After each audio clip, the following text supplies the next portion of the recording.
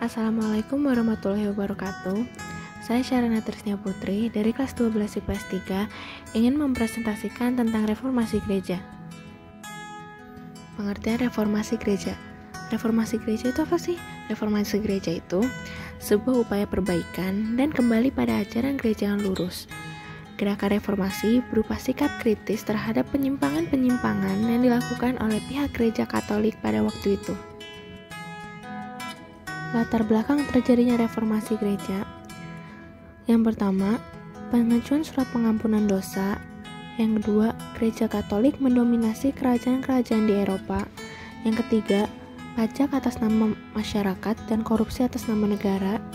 Yang keempat, pernyataan bahwa hanya kaum pendeta yang boleh membaca dan menafsirkan Alkitab. Yang kelima, ditemukannya mesin cetak oleh Johann Gutenberg. Proses terjadinya reformasi gereja. Awal terjadinya reformasi gereja ini muncul atau terjadi di Jerman.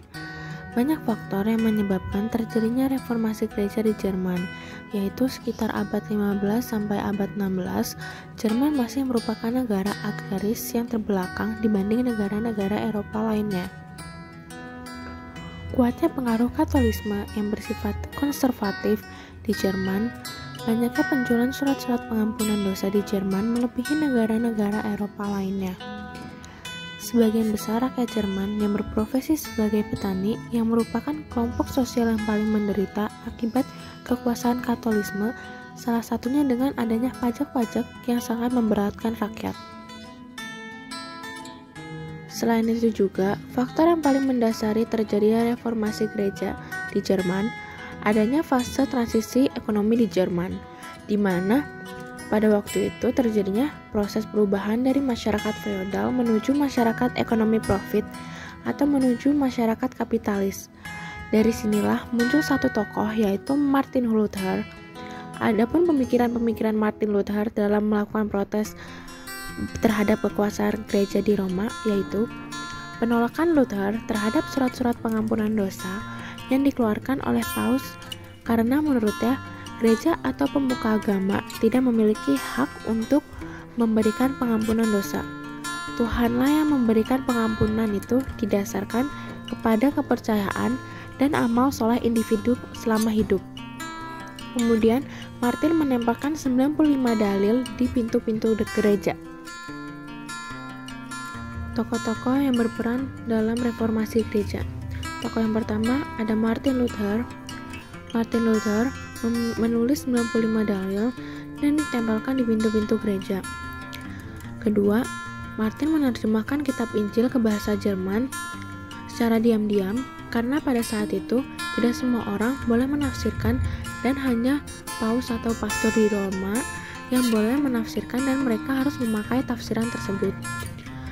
Dan dengan adanya terjemahan kitab ke bahasa Jerman, membuat masyarakat Jerman memiliki pemikiran-pemikiran baru dan perubahan yang baru di bidang ekonomi, agama, dan sosial. Yang ketiga, Martin tidak mengakui adanya indulgence. Tokoh yang kedua ada John Calvin. Yang dilakukan John Calvin adalah pertama, dalam sektenya dia membuat perjanjian baru. Yang kedua, mengubah struktur gereja. Yang ketiga, membuat sekte baru yaitu Calvinisme. Yang keempat, dia banyak menyebarkan ide-ide dan gagasannya mengenai kaidah-kaidah yang harus dilakukan sebagai gereja reformasi yang benar. Tokoh yang ketiga ada Zwingli. Zwingli merupakan tokoh pemimpin reformasi di Swiss. Selain pemimpin reformasi Swiss, Zwingli juga merupakan pendiri dari gereja reformasi Swiss. Yang dilakukan Zwingli, pertama membuat cara pembaptisan bayi, kedua membuat frasa yang berisi kritikan, ketiga menghubungkan politik dan agama dengan cara yang tidak mendominasi, keempat membuat dasar dan moral perilaku manusia. Yang terakhir, dampak-dampak reformasi gereja. Yang pertama, terbelahnya agama Kristen menjadi beberapa aliran. Yang kedua, runtuhnya pengaruh kekuasaan paus di negara-negara besar Eropa. Yang ketiga, adanya praktek feodalisme dan perbudakan. Yang keempat, banyaknya bangsawan yang melepaskan diri dari gereja Roma. Yang kelima, munculnya gerakan misionaris untuk menyebarkan agama Kristen ke seluruh penjuru dunia. Yang keenam, Perang 30 tahun dan kebebasan beragama. Sekian presentasi saya, kurang lebihnya mohon maaf. Wassalamualaikum warahmatullahi wabarakatuh.